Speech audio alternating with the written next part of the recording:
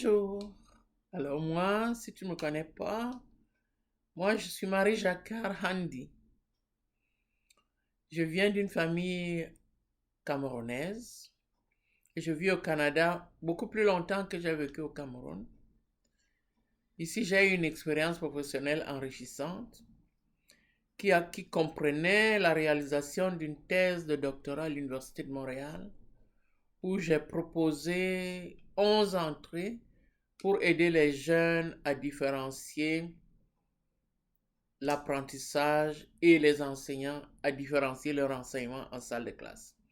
Récemment, j'ai également fait une analyse au niveau médiatique pour voir comment Vaca Calm s'intégrait dans ce contexte-là. Alors, dans cette vidéo, je te présente Vaca Calm. Si tu ne connais pas Vaca Calm, ce serait vraiment important pour toi de bien cerner les 11 entrées que je propose. Évidemment, comme c'est une recherche, il y a des personnes qui ont travaillé dans ce domaine précédemment. Alors, la personne qui a offert 4 entrées autour de 1906, c'est Maria Montessori. Alors, Maria Montessori nous a offert trois entrées qui étaient des sens et une entrée qui était un geste mental. Alors, ce que nous appelons un geste mental, c'est une entrée qui utilise plusieurs sens et d'autres entrées que nous proposons dans notre outil. Alors, pour réaliser mon outil que j'appelle Majaki, et pour Maria Montessori, son outil, elle l'avait nommé le sensoriel. Alors, mon outil, comme je vous ai dit, comprend 11 entrées.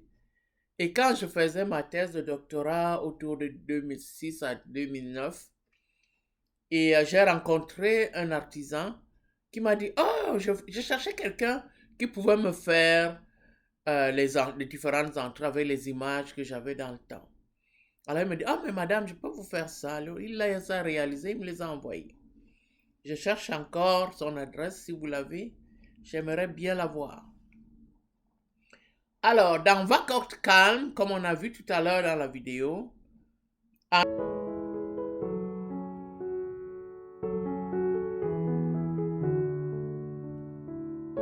entrée numéro 1, VAC, c'est l'entrée visuelle.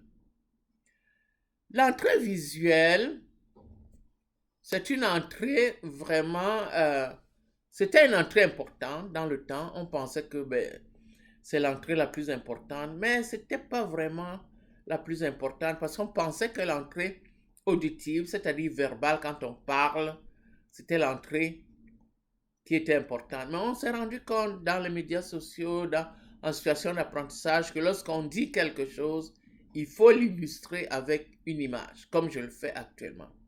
Alors, l'entrée visuelle, c'est une des entrées que nous avons étudiées. Dans les prochaines vidéos, on verra comment est-ce que s'intègre dans les apprentissages.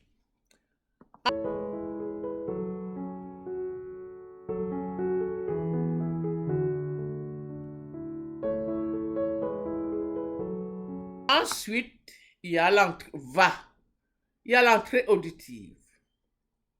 Alors, l'entrée auditive, comme l'entrée visuelle, comporte quand même certaines contraintes chez l'humain. C'est pour ça que je parle de l'entrée auditive verbale. Alors, l'entrée auditive, là, c'est ce qu'on dit quand on parle. Mais on voit qu'il faut illustrer ce qu'on est en train de dire. Là, on est allé chercher l'entrée visuelle pour rendre ça beaucoup plus convivial.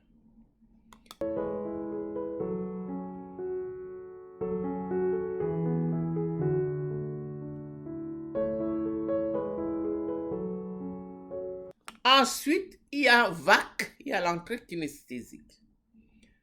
L'entrée kinesthésique, c'est au niveau de l'action, l'activité physique. Souvent, elle est associée à la sexualité. C'est pour ça qu'on hésite un peu en situation d'apprentissage, même dans les activités.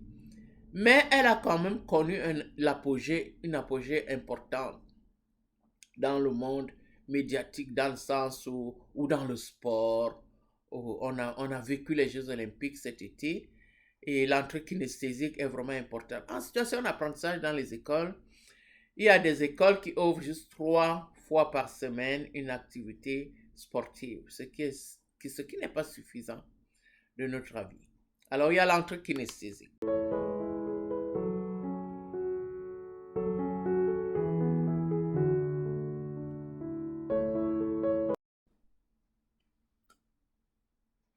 L'entrée olfactive, le nez. L'entrée olfactive, évidemment, Maria ne l'avait pas dans ses entrées. Mais aujourd'hui, nous avons fait beaucoup de progrès avec l'entrée olfactive. La cuisine nous a aidé, par exemple, à faire des progrès davantage au niveau des odeurs. Et l'industrie du parfum a aussi propulsé l'entrée olfactive.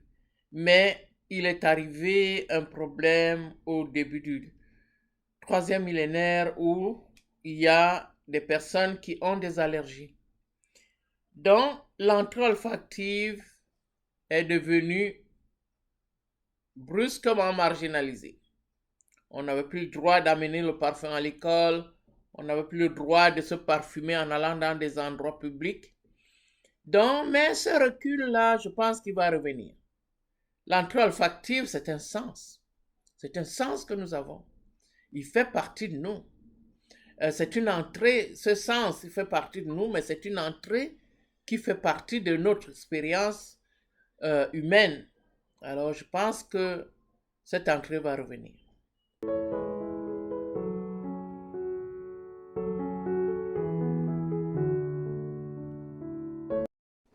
Alors, VACOGT, on a vu l'entrée olfactive. Maintenant, c'est vrai, c'est l'entrée gustative. L'entrée gustative a été propulsée dans les médias grâce à des programmes comme les chefs. Nous avons découvert des menus, des recettes, des façons de faire dans ce domaine gustatif. Également dans les conférences, on parle davantage de menus en parlant de son programme. Il va être succulent. Alors les prédicats du monde gustatif rentrent peu à peu dans nos activités. Mais c'est une entrée qu'il faudra travailler parce que ce que j'ai observé dans les chansons, c'est que il n'y a pas beaucoup qui vont utiliser cette entrée gustative. Quand je vois les chansons qui sont au top 5, il manque souvent l'entrée gustative. Mais c'est une entrée, c'est un sens. Ça fait partie de nous. Ça fait partie de l'humain. Donc il faut l'intégrer. En l'intégrant dans les activités, les humains qui ont un sens gustatif très développé vont être immersés. On va trouver l'immersion chez eux. Alors, comment utiliser d'autres approches comme les chefs pour faire entrer l'entrée gustative? Par exemple, en milieu scolaire, dans le temps, Marianne ne l'avait pas dans ses entrées. Mais à l'époque, au début de l'école, on trouvait souvent des petits centres préscolaires où l'enfant jouait avec la cuisine, tout ça. Il y a aussi les formations. Il y a eu des nouvelles formations dans le domaine gustatif qui permettent à cette entrée de poursuivre sa progression. Mais c'est un sens. On ne peut pas l'ignorer. Il fait partie de nous.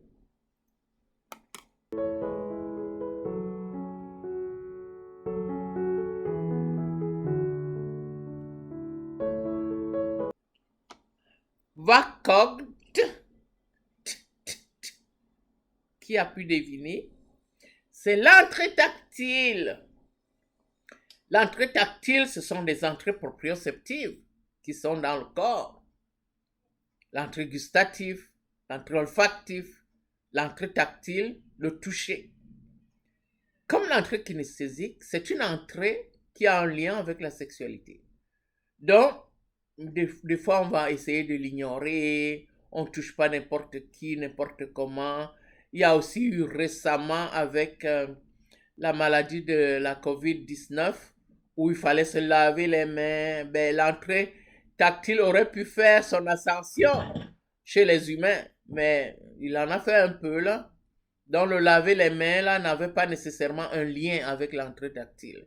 Mais là, on voit quand même que l'entrée tactile peut nous protéger contre les maladies. Ça, c'est quelque chose qu'on a retenu. Mais l'entrée tactile, il faudrait voir comment l'amener dans les activités des humains. Ça, c'est très important pour les intéresser, pour les encourager. C'est une entrée vraiment essentielle. Vakok.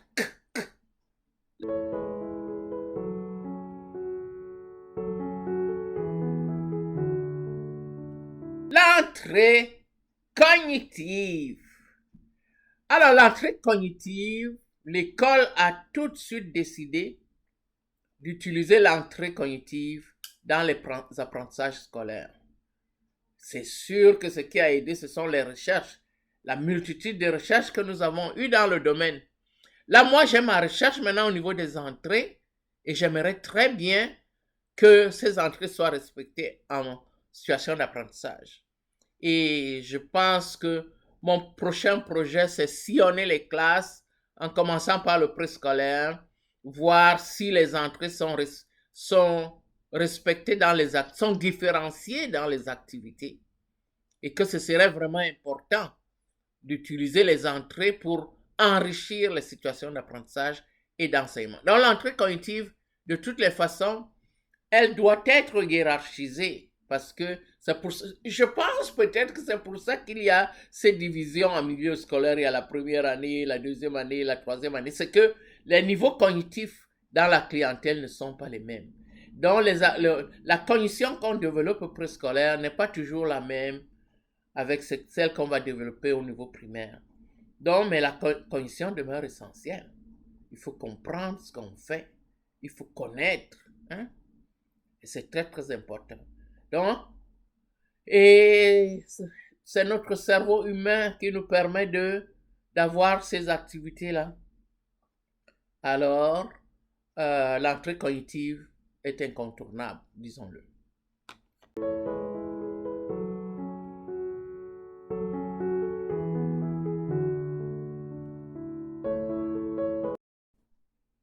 Alors, il y a l'entrée affective, l'affectivité. Avec tous les problèmes de comportement que les jeunes rencontrent, même les adultes et tout, des situations au niveau de la santé mentale, l'entrée affective demeure essentielle et à bien contrôler, dans un sens où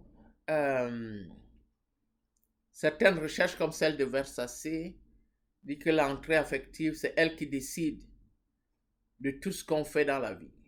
Quand on n'aime pas, on arrête. Si on aime, on continue. N'est-ce pas qu'elle est vraiment essentielle?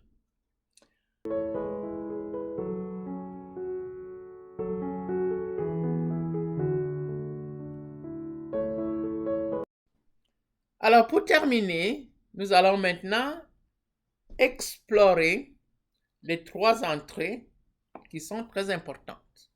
Comme les autres, chaque entrée est importante. Elle peut être plus ou moins importante chez certains et beaucoup importante chez d'autres. Alors, on parle de l'entrée ludique. Alors, je voulais dire qu'au niveau de l'entrée ludique, quand je regarde les cartes, on avait l'impression qu'il y a quelque chose qui est écrit derrière la carte. Mais il n'y a rien qui est écrit derrière la carte. C'est bien une recherche que nous avons faite pendant longtemps et elle reste vraiment imprimée dans notre cœur et dans notre esprit. Alors, l'entrée ludique, c'est l'entrée du jeu. On s'amuse, on rit. De nos jours, il y a eu beaucoup d'avancements au niveau du ludique. Grâce aux ordinateurs, évidemment. Grâce aux activités sportives. Grâce aux médias. Les médias nous ont apporté beaucoup cette variable liée à l'entrée ludique. Alors, l'entrée ludique, moi, dans ma recherche, là, les jeunes m'ont clairement dit qu'ils étaient intéressés à apprendre l'orthographe en jouant avec des petits cubes. Mais à ce niveau, les enseignants m'ont dit, écoute, t'imagines-tu la gestion de classe avec ça?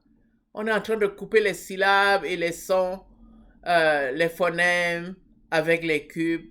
C'est difficile à gérer. Pourtant, il y en a qui l'ont fait.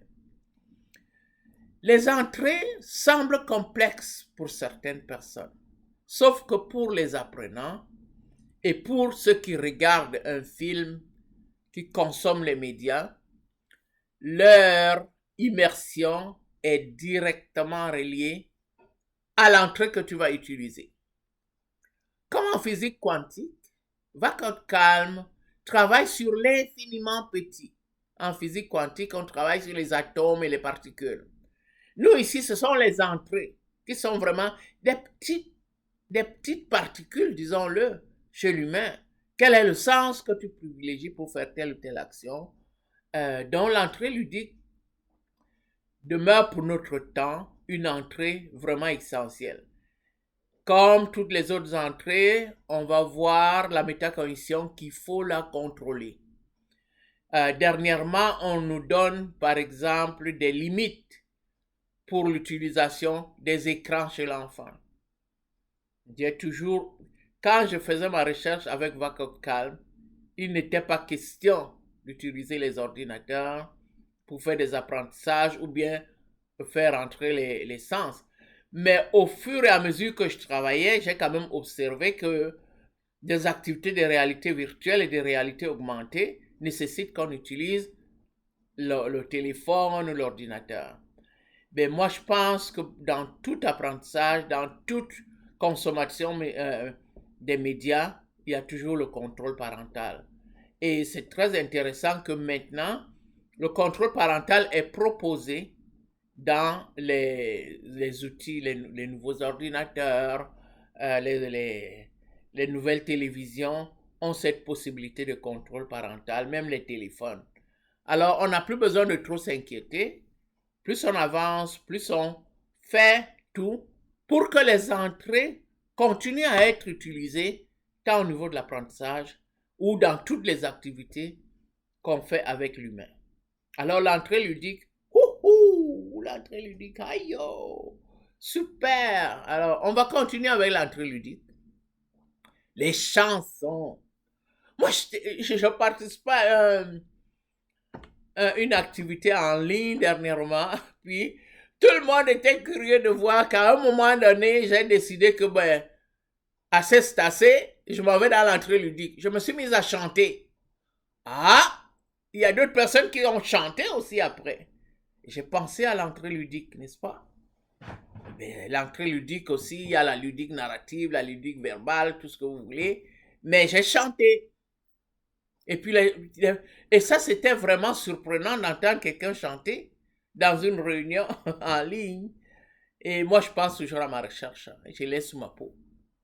Et l'entrée ludique, c'est vraiment essentiel pour la jeunesse d'aujourd'hui. On ne sait pas ce que ce sera demain, quand nous allons pouvoir communiquer avec des personnes qui sont dans des planètes lointaines. On a besoin de l'entrée ludique à ce moment-là. Alors l'entrée ludique, mais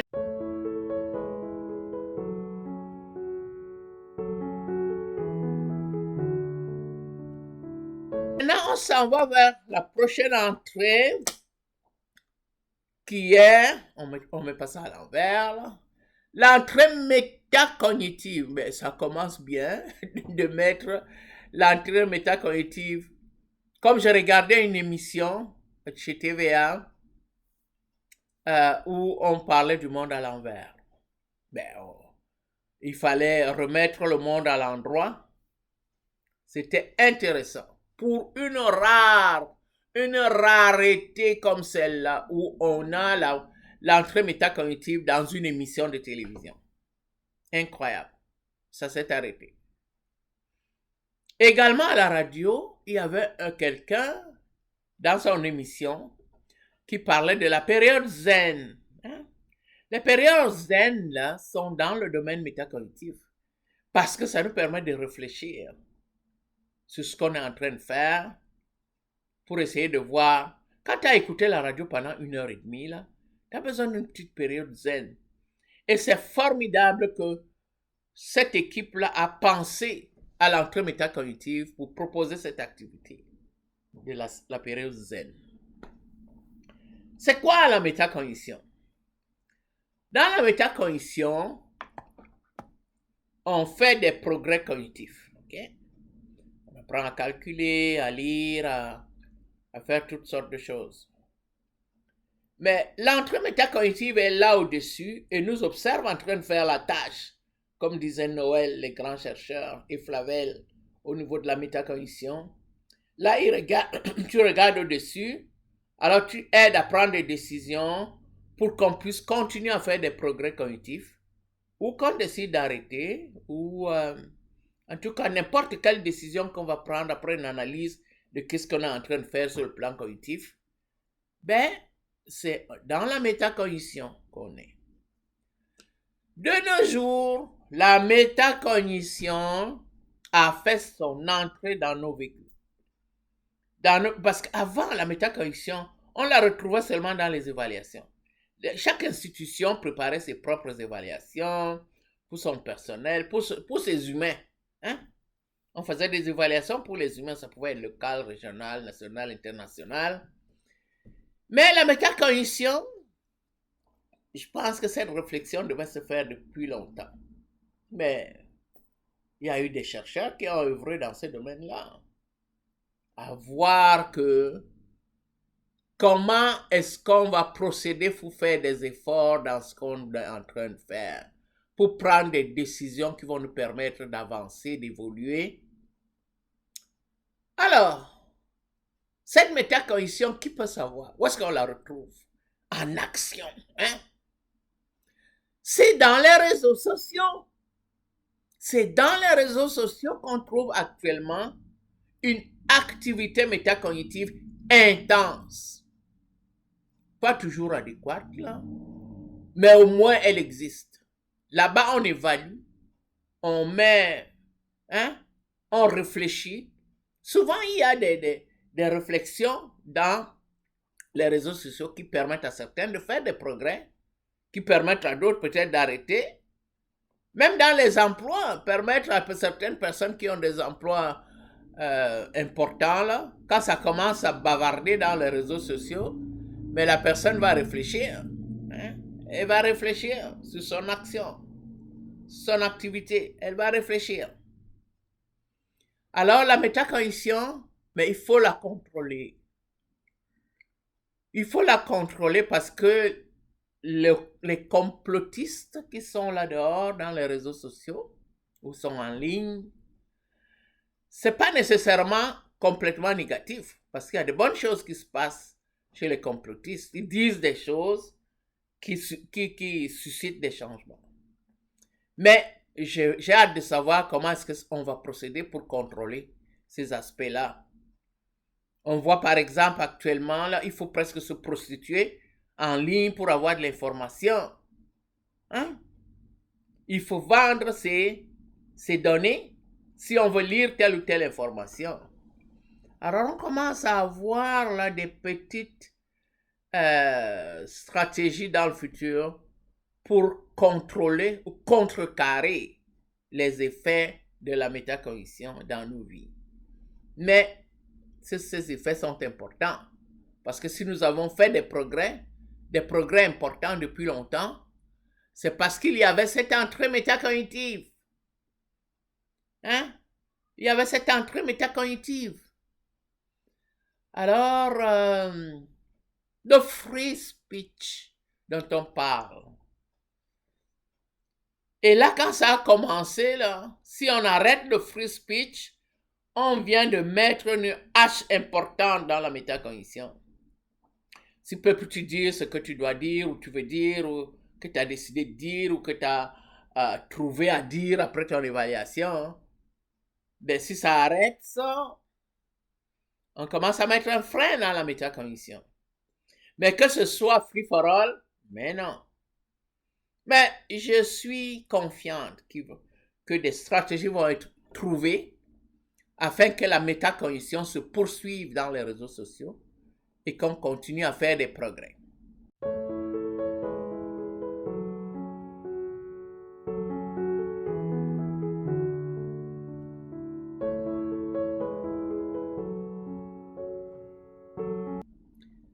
On s'en va vers l'entrée numéro 11, qui est la métacognition stratégique.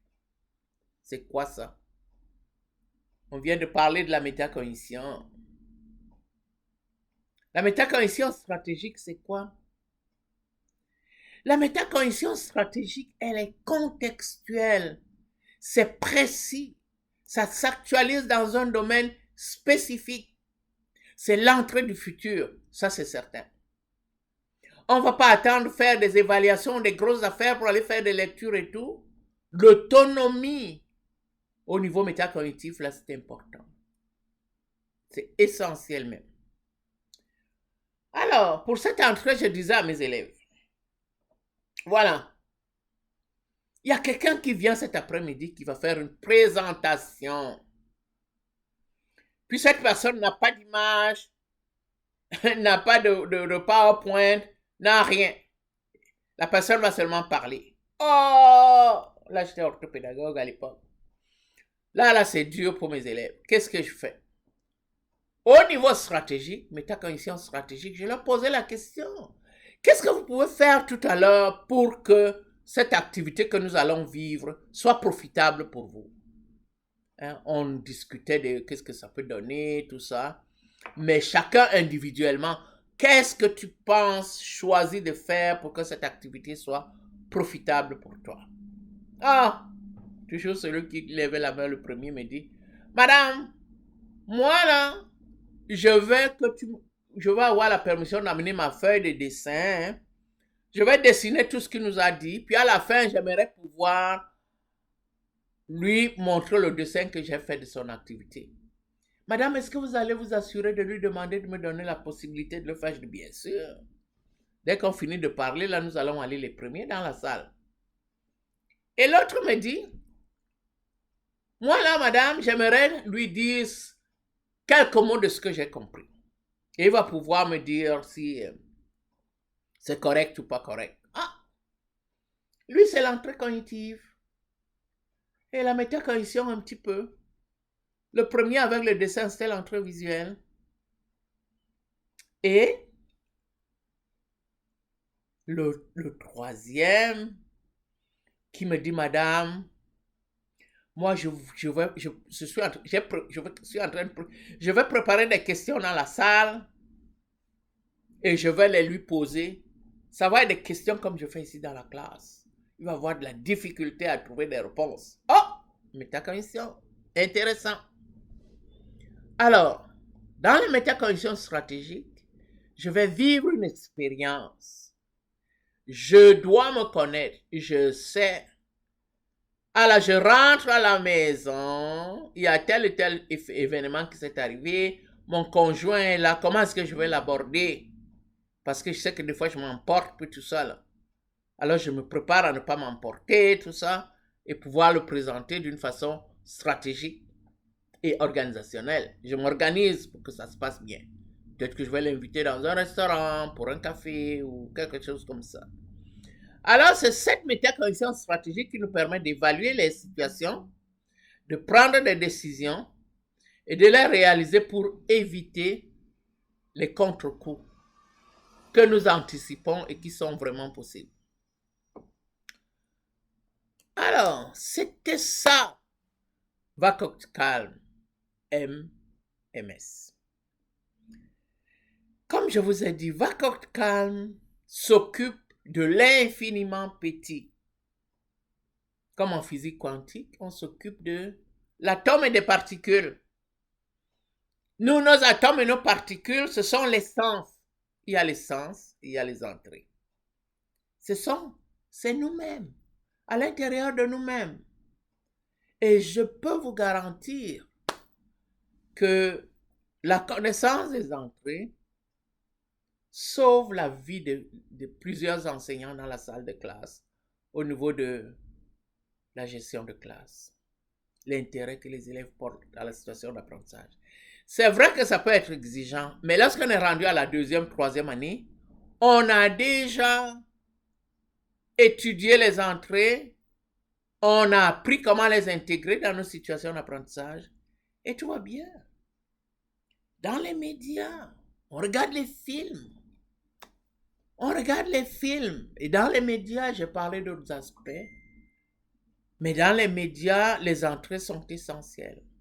Je vous ai parlé de la chanson de Félix Leclerc.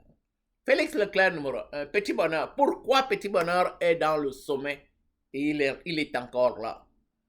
Mais Félix arrive avec le titre d'une chanson au niveau de la métacognition. Imaginez-vous. Le bonheur est là. Pour dire qu'il y a le bonheur, métacognition, il faut trouver des actions, hein, les axes cognitifs qui font que on peut dire qu'on est dans le bonheur. Et il poursuit avec, c'est un petit bonheur que j'avais ramassé. Il a ramassé l'entrée tactile. Incroyable. Et quand Félix Leclerc parle dans sa chanson, ben, dans sa chanson, il y avait de mes 11 entrées. Ben, il y avait l'entrée gustative qui a été un petit peu implicite, là, mais on peut dire que l'entrée gustative était là. Il ne reste que l'entrée olfactive. Olfaction. C'est la seule entrée qui manquait. Et si je regarde comme les Edith Piaf, j'ai regardé ses chansons aussi. Il manquait 3 entrées, mais ces chansons sont dans le top 5 depuis plusieurs années. Il y a Robert Paquette, Bleu, Blanc, Rouge. Il y a juste une entrée qui manque dans sa chanson Bleu, Blanc, Rouge. Et cette chanson a été au top 5 pendant longtemps. Alors, Vacances calmes, dans chacun des domaines, trouve les techniques du domaine, la technicalité du domaine. Disons comment j'écris une chanson, qu'est-ce que j'utilise, c'est quoi la thématique que je vais utiliser. Mais nous, dans Vacances calmes, c'est comme en physique quantique. Ce sont les micro-éléments de ton domaine. Et ce sont les sens et les entrées. La cognition. Est-ce que le fait de comprendre va empêcher l'auditoire qui regarde mon film d'être immersé dans le contenu? Quand un film est trop compliqué, là, on ne veut pas rester là. On veut s'en aller. Alors, je vous remercie beaucoup de m'avoir écouté. Et je vous propose de bien regarder Vacances calmes et de vous en servir chaque fois qu'il est question de l'humain. Ciao!